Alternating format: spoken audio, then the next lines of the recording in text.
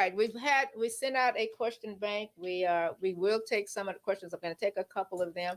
Betty is going to come back. People want to know, is the master plan for the Fair Park area to bring in restaurants, expensive homes, parks, or develop a community for the all? So the question is from Miss Kimberly Johnson, 39 years old, in Dallas, Texas. Thank you, Miss Kimberly. We're going to ask Miss Betty, what does she think? What is The Fair Fair Park? Park master plan Yes, ma'am. is to move the handful of Negroes that still in Fair Park out. Because Yeah. number one, if you notice, they have adopted the name Fair Park. Yes. That's not Fair Park. That's South Dallas. So they've already changed the name to the Fair Park plan. You are absolutely right. Well, they've already named it. So They've now already just renamed it to get rid of everybody. So what they've done is they've changed the name already. So it won't be no black people in the Fair Park area in the next 10, 15 years. But now, out of all fairness, the plan is a good plan because we destroyed that community during Yeah. the crack epidemic. Yeah, we did. And We did. all the professional black people and everybody who We could have moved out of changed there. Yeah. things, we all ran and left that neighborhood alone. That's right. Just a few people have stayed there to sustain what they got. So it's our fault that we didn't fight back, that Mhm. we did not nurture our own community. That's So right. now what they've done is found a good opportunity to change the whole place, rename it, rebrand it, and sell it. So there's nothing to say that black people can't be a part of the Fair Park plan. It's a good plan. It's a good plan, but you got to stay there and be a part of the plan. You We ran gotta off stay and there and left. make it work. You got to stay there and make it it. work. We ran off and left our own community. Let's take question number 2. People want to know, why is the crime still high in Dallas with a new police chief and the media is quiet about it? A couple of statistics here. 82.91%, higher than the national rate, and 59.43%, higher than the Texas rate. What do you think? The crime is so high in Dallas, Texas, because not one leader has stood up and said, this has got to stop. Nobody since Al Gore has tried to sanction these rappers. Hip hop started out as a clean, fun music. Yes. It is now it's massive. rap and kill. Everything on there, on these radio stations and on these streaming services, is talking about killing. Yeah. So and there's it's nothing about black women, yes, and killing. So there's nothing the police can do when you have 14-year-old children listening at this particular genre of music, and their parents not turning it off and not doing anything. They absolutely believe that having a gun is just like having a popsicle. And we're paying the cost for that. And we are paying the cost for it. If you go right down the street, the medical examiner has had to add another part to their building. They have portable morgues and refrigerated trucks outside. That's not from COVID. That's from gunshot victims. What? You hear what I'm telling you? Dallas, Texas, you're in a crisis. And can't nobody stop it but the parents of these children. Yes, I agree. It's not enough police. You can't do the police can't do nothing about it. And the police has too much to do already. The police can't stop it. The parents know this is going on. Where a 14-year-old get a gun? Yeah, it's in your home. It's a shame. We have a third question here from Mr. Joseph Allen, 42 years old from Dallas. The Hispanic population in Dallas is at 42%, and the city of Dallas is the city of Houston is at 44%, with African American mayors at this time. Will we see a shift to Hispanic mayors maybe in the next 2 years or within 6 years? What do you think, Betty? No, not in the next 2. Well, here's the problem with those. The Census Bureau counts everybody. Right. The only way you can vote in the state of Texas is be a legal resident. So, and I have tried to tell my Hispanic friends, why do y'all keep using these inflated numbers when you know of this 42% that you count because the Census Bureau counted it, and it make you feel good? Ain't with 10% of those folk registered to vote because they're not legal They're not legal. residents. They're not legal. So that's why you don't see a shift in anything because they are not legal citizens and they can't vote. You think all this black people want to call it vote suppression, but all these new voter laws and things, they not for no black people because they know we're not going to go vote no way. And then we do go, we're going to go vote for the Democrat. This is targeting the Hispanics. They want to make sure that every Hispanic that vote is a legal resident. That's for Hispanics. That ain't for no black people. They ain't trying to keep no black people vote. They know you ain't gonna go vote.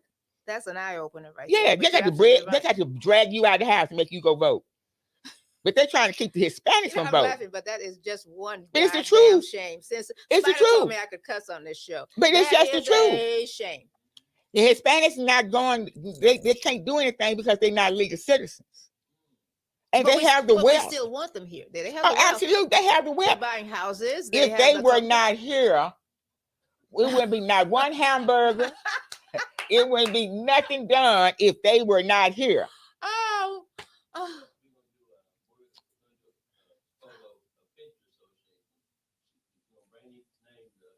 Okay. All right, we're moving Betty to another whole realm of understanding right now. Who's that right there, Betty? The best city manager we ever had in life, John Ware. John Ware. Lord have mercy, I miss him every day. Do you really? Oh, yes. Yes. Oh. Yes. And when that sanitation crisis thing came up, I remember when they didn't pick my trash up, Mr. Ware came after himself. John Ware. Came to the house and looked on the street and saw that the trash had not been picked up and put trash in the trunk of his car. What? Yes, he did.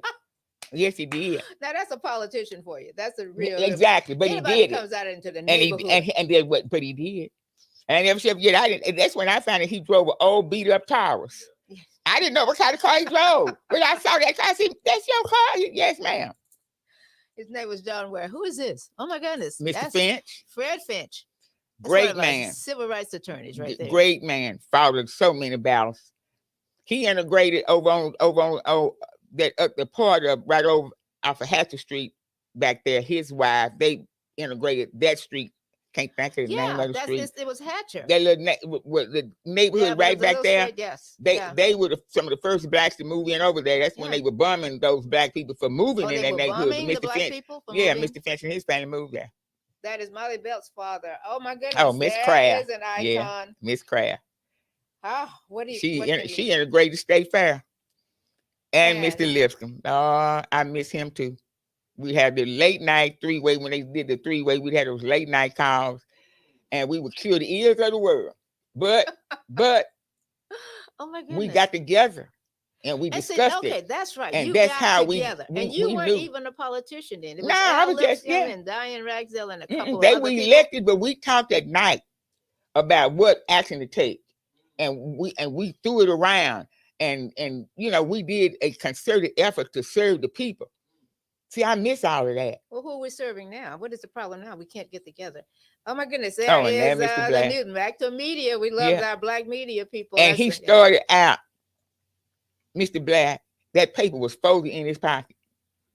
He would hand you that paper out of his pocket when he started Eli News. He started that paper, it was in his pocket. He would walk. Mr. Black didn't have no car. Mr. Black didn't have no car to Walter Wilson bought him a car. Walter Wilson, that was one of the funeral That's directors. Right. Walter Wilson gave Mr. Black one of his old cars. Oh, that's a good friend of ours there. Miss Gillum. Gillum. Stayed on that school board and made some progress. And that's what it's great. Thank you for on the school board. She was a member of the school board. She made things happen. Oh, yeah. And it was all about the people. See, nowadays, I don't understand how all these people have forgot the people. But those people served the people. Yeah. They knew who they were there to serve. Yeah. Just like me. If I had stayed in this position, didn't do nothing, why? But you were so vocal, Betty. You would tell people off. You would put people out. I would. You got loud, and you were so sincere because we still respected what you did. We understood it. But why did? Yes, I did get ignorant a lot of times. But why did you have to get to that ignorant point? Because they wouldn't listen to the South part. See, that's what they said at DFW, some of those Fort Worth elites. They said that I didn't have any board decorum. And I looked around and said, well, she just doesn't have any board decorum. I damn sure don't. But Board decorum. but I see. But you see what you did now, and everybody's praising you for what you did Yeah. now because we don't have what we had at that particular time. And the 26-year contract that had been in place, The and everybody was 26-year set, contract you're talking about, concession DFW? contract Yeah, had been in yeah, place. yeah. They didn't nobody care about that being in place. Well, I did. And they tell me, well, I break it up. Break it up. Give it to everybody. Yeah. And we Yeah. did. And you did. Anyway, we let's go on with that icon. But see, people forgot who they serve. Sure. We have a question. We have another question here, so we're gonna listen to that question. Okay. Perfect. Lester Melnick's. Did black people go to those stores? Mm-mm. That's Lester Melnick's. And so you could not even go in those stores. You could go in, but you couldn't try on anything. You could go in, but you couldn't try on the anything. clothes. So why would you go in? Well, you had to buy it. Oh, you had to buy it, and then you could and take it on out, go on back to business. Could you take it, bring it back if it didn't fit? Yeah, but I'm sure how Neiman's was really cute. They sent Neiman sent the clothes to your house.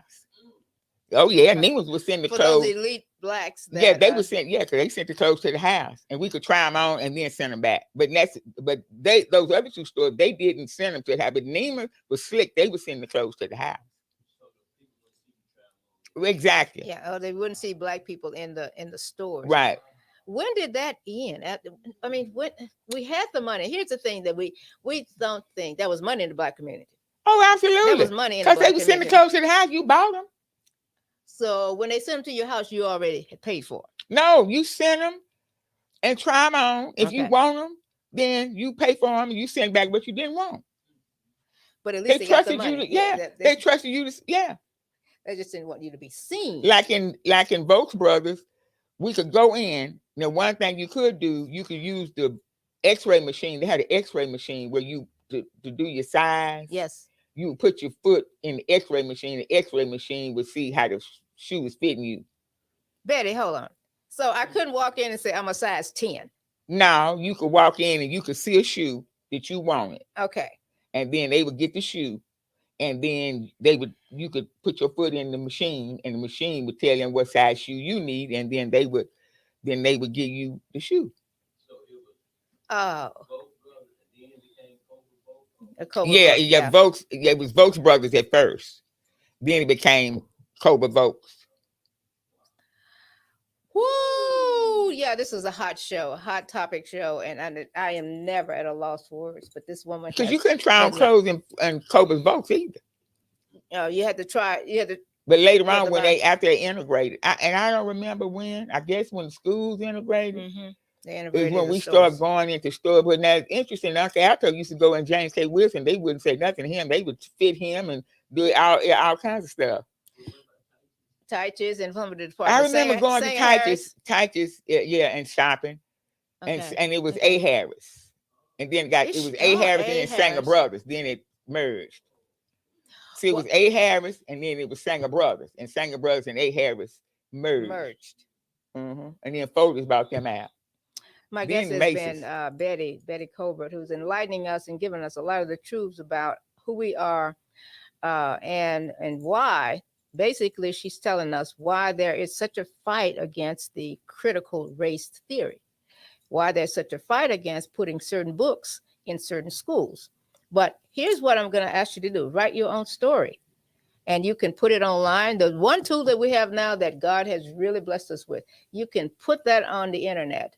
And we're going to ask you to share this story, share this woman's story. She's Betty Colbert. Everybody knows who she is. So what's on your radar right now? Probably got, how many minutes do I have, Spider? He keeps telling me I got about 3 minutes. Okay. What is on your radar right now? Nothing but drive back to my house and eat my food. Well, I'm still actively serving on the Dallas Housing Authority Board. You are? Yeah.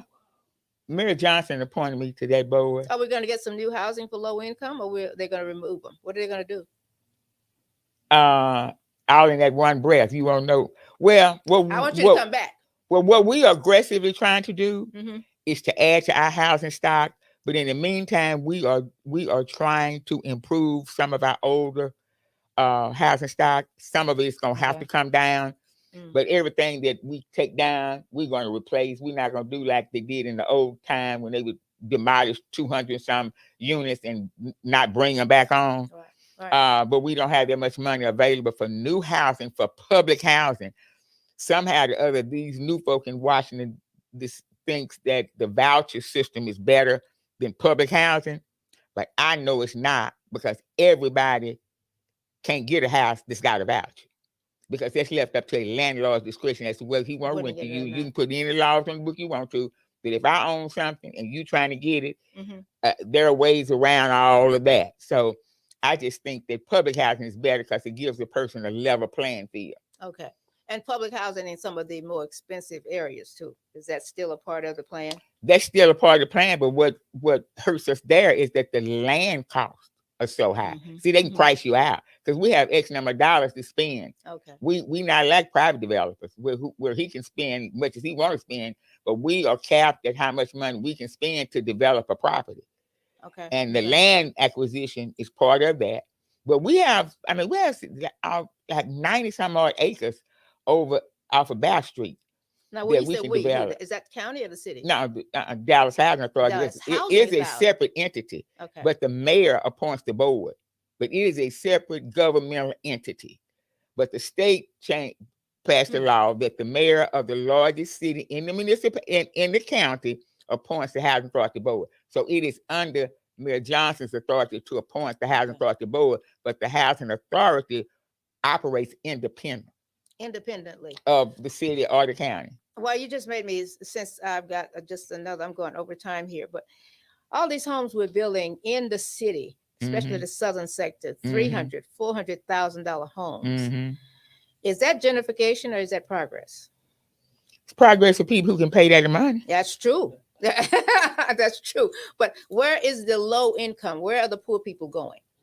They don't have nowhere to go. They don't have anywhere to The go. truth of the matter is, they don't have nowhere to go. But remember, all those vacant lots had That's right. belonged That's right. to poor people, Yeah. Go get and those. they lost them, or their children didn't That's pay the right. taxes, That's right. and the children ran on to DeSoto and Cedar Hill and built and left their people's property over there.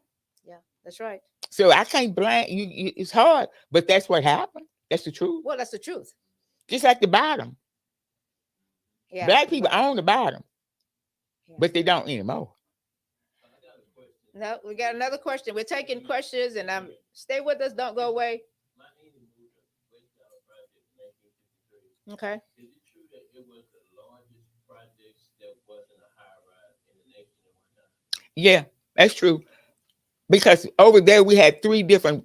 We had the black, the Hispanic, and the white. See, Mhm. people don't understand that. In West Dallas, there was black, Hispanic, and white.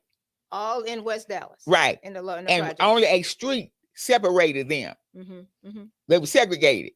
Elmer Scott, George Loving, and what was the other one? Anyway, but true, they were only 2 stories.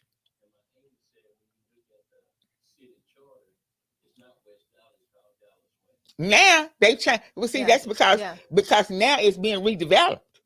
It is now Dallas West, because the people who are redeveloping don't want West Dallas. They want Dallas West, They want to because change it the name sounds again. more. It sounds Yeah, better. it sounds more sophisticated. Betty's answering questions. We still have questions coming in. And if you did not hear the question, can they hear the question? The question is about his aunt that lived in West Dallas. And she mentioned that the high rise went up how many stories? They compare projects in Chicago. Oh, they only went up. They only went up 2, and the tallest one was 8 stories. Here in Dallas? Mm-hmm. Ah. Was West Dallas. Right. But then, and I get this all the time from Burl Jernigan, because Burl was raised in the projects. Yep. And I want to get the two of you back, because I seriously need to get this history on the books. When I say on the books, we have the audiences that listen to us, but we need to have you guys come and tell us the real truth about it, which is what you've done today. Betty Colbert, Yeah, you're like the amazing. project was not like the project. The project then, the project now, two different projects. So these projects graduated kids who went on to be police officers, doctors, lawyers, and all that. Those projects. These projects, that's not what's happening in the project now. Yeah. Dr. Pinkston. Dr. Pinkston. They had Yeah. Pinkston Clinic. Pinkston Clinic was a medical Sure was. facility. Yeah. Medical Pinkston- building was Dr. Pinkston was medical Yeah. doctor. The question is Pinkston High School, was Pinkston High School named after a black man? Yes, Dr. Now, there was a Pinkston. Pinkston funeral home over on Relatives. Hatcher at one time Relatives. That was Dr. Pinkston's sister that that ran. that owned that funeral home. Mhm. So you should be proud of your history. Absolutely. I don't like Black History Month. I say that publicly every year because every day is Black History. Black history, and we should talk about the real history of Dallas, and talk to somebody else. Talk to somebody else, a relative in your family. Get that history. Sit down and record it. We have the phones now, so there's no excuse. You can record it and ask Mama and them about these times because it is so important. Oh, I gotta go. But you know what? You really are the greatest audience in the world. Thank you, Betty Colbert. Thank you for having me. Woo, Betty, that was This is powerful. good.